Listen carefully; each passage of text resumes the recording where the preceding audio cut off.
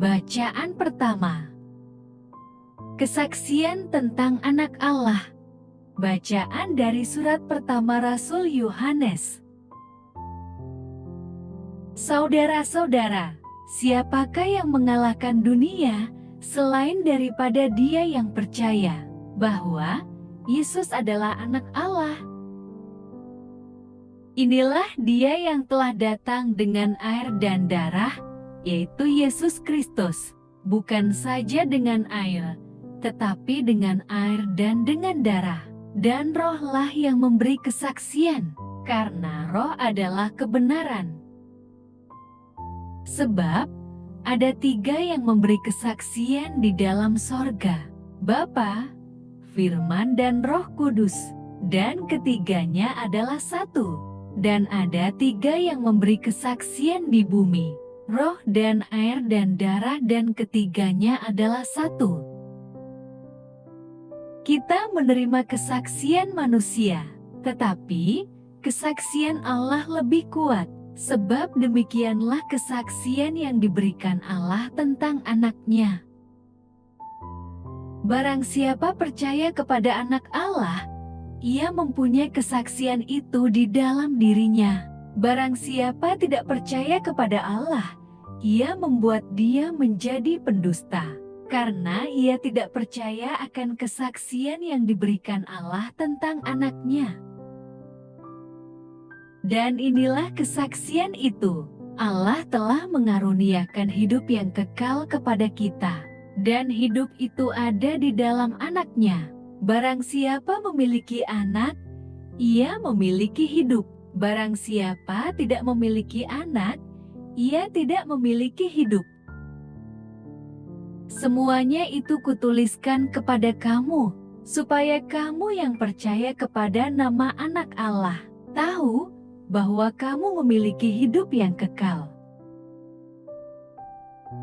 Demikianlah sabda Tuhan. Mazmur tanggapan.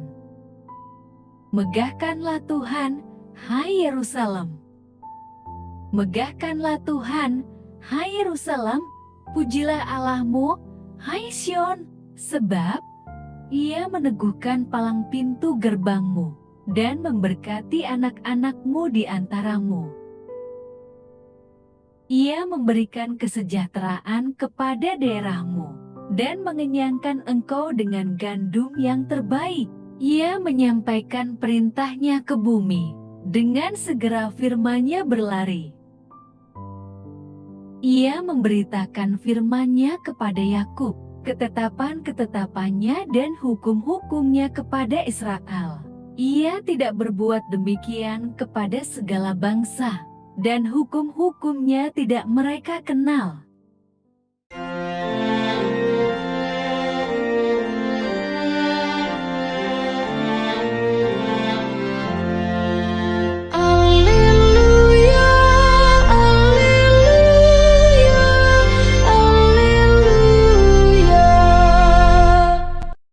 Langit terbuka, dan terdengarlah suara Bapa. Inilah Anakku yang kukasihi, dengarkanlah Dia. Alleluia, alleluia, alleluia. Tuhan bersamamu, dan bersama rohmu. Inilah Injil suci menurut Santo Markus. Inilah yang diberitakannya. Sesudah aku akan datang, Ia yang lebih berkuasa daripadaku. Membungkuk dan membuka tali kasutnya pun aku tidak layak. Aku membaptis kamu dengan air, tetapi Ia akan membaptis kamu dengan Roh Kudus. Pada waktu itu, datanglah Yesus dari Nazaret di tanah Galilea, dan Ia dibaptis di sungai Yordan oleh Yohanes. Pada saat Ia keluar dari air, Ia melihat langit terkoyak, dan Roh seperti burung merpati turun ke atasnya. Lalu terdengarlah suara dari sorga, Engkaulah Anakku yang kukasihi, kepadamulah aku berkenan. Demikianlah sabda Tuhan. Terpujilah Kristus. Renungan Injil. Bapak, Ibu, dan saudara-saudari terkasih, tampilnya Yesus di dunia ini dari awal hingga akhir memperlihatkan kesederhanaan, tempat lahir yang tidak layak, kehidupannya yang bersahaja, hingga kematian yang tidak sepantasnya. Kata kesederhanaan dalam hal ini dapat diartikan sebagai pengorbanan yang mulia. Selaku Allah yang berinkarnasi menjadi manusia, hidup layaknya manusia, tahu dan mengalami kesusahan hidup juga seperti manusia. Bapak, Ibu, dan saudara-saudari terkasih dalam Kristus Yesus, yang membedakan Yesus dengan manusia lainnya adalah ketika Yesus dibaptis, maka terkoyaklah langit, dan roh seperti burung merpati turun ke atasnya. Tentunya sepanjang sejarah, Yohanes Pembaptis membaptis setiap orang yang datang kepadanya tidak pernah terjadi hal demikian. Dan hingga kini juga tidak pernah ada yang demikian. Allah berkenan mengutus anaknya yang tunggal untuk melakukan misi penyelamatan dunia, yaitu orang yang percaya kepadanya. Allah berkenan terhadap kerendahan hatinya yang rela dibaptis oleh manusia yang penuh kelemahan dan ketidaklayakan. Yohanes Pembaptis pun mengakuinya di hadapan Yesus, "Jangan engkau yang dibaptis, karena akulah yang seharusnya dibaptis oleh engkau." Tetapi Yesus menjawab, "Biarlah kita melakukannya untuk menggenapkan firman Allah." Dengan demikian, Allah Bapa berkenan akan setiap hal yang akan dikerjakan Yesus di dunia ini.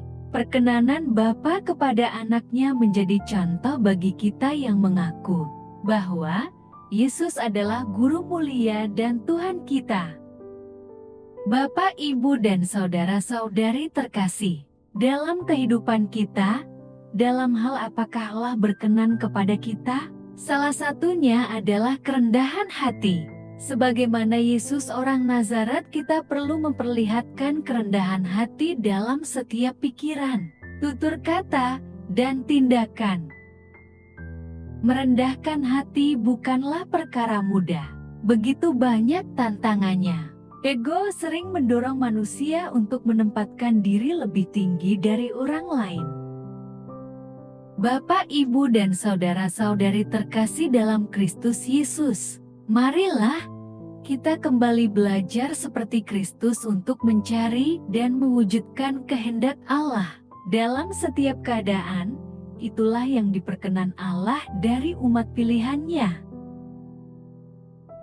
Marilah berdoa. Allah Bapa, sumber pengharapan, Engkau telah mengikat perjanjian dengan semua orang melalui Yesus yang terurapi. Semoga kami selalu berpegang teguh pada Dia dan berkembang menjadi umat yang patuh setia. Dengan pengantaraan Yesus Kristus, Putra-Mu, Tuhan kami yang bersama Dikau, dalam persatuan Roh Kudus, hidup dan berkuasa, Allah, sepanjang segala masa. Dalam nama Bapa, Putra, dan Roh Kudus. Amin. Terima kasih sudah mendengarkan dan merenungkan firman Allah. Jangan lupa subscribe dan jangan lupa juga aktifkan loncengnya. Terima kasih, Tuhan Yesus memberkati.